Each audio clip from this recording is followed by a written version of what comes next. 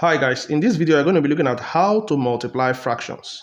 So we're going to consider these three simple steps in multiplying fractions together.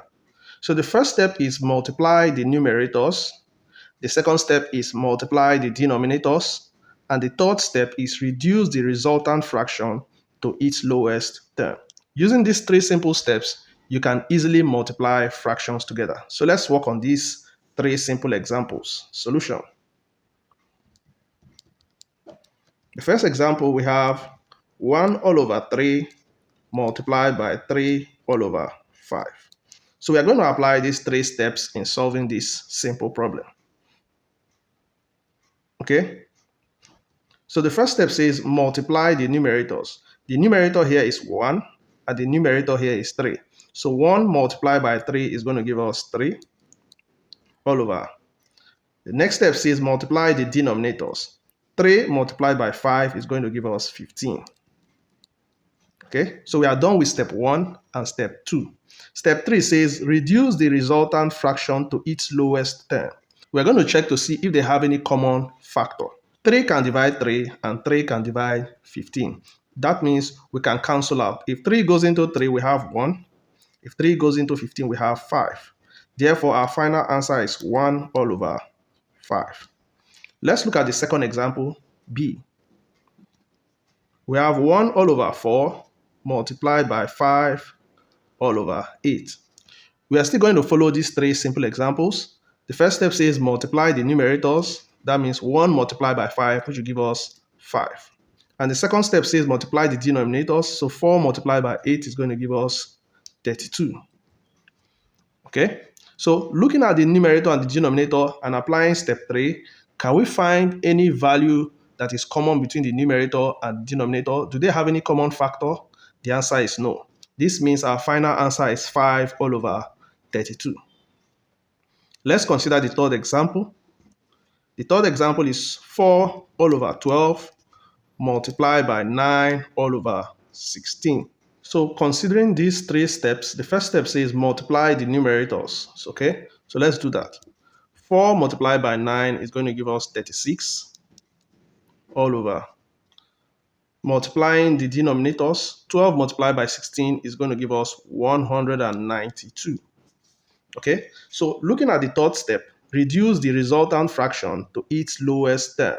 This means we are going to look for the factor that is common between 36 and 192. If we divide 36 by 4, we are going to have 9. If we divide 192 by 4, we are going to have 48. So this means we can have 9 all over 48. However, 9 and 48 also have common factor. 3 can go into 9 to give us 3, and 3 can go into 48 to give us 16. That means our final answer is 3 all over 16. However, in a situation like this, before multiplying the numerator and the denominator, we can break them down first, looking for common factors. So let's do that to see if we will get the same answer. So if we have 4 all over 12 multiplied by 9 all over 16, we are going to cancel out vertically and diagonally. That means we are going to compare 4 and 12. We can also compare 9 and 16. We can compare 4 and 16, and we can also compare 9 and 12. But we are not expected to cancel out between 4 and 9 and 12 and 16. Okay, so let's compare vertically. 4 here, 1. 4 here, 3. What else can cancel out? Let's compare diagonally. 3 here, 1. 3 here, 3. So we have 1 all over 1 multiplied by 3 all over 16. So at this point, we can obey these laws. Multiply the numerators and multiply the denominators. 1 multiplied by 3 is going to give us 3 all over. 1 multiplied by 16 is also going to give us 16. So at the end of the day, these two answers are the same.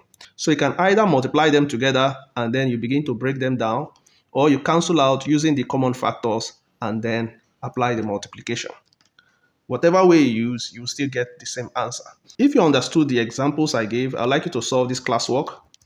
Leave your answer in the comment section. Multiply 6 all over 20 and 4 all over 9.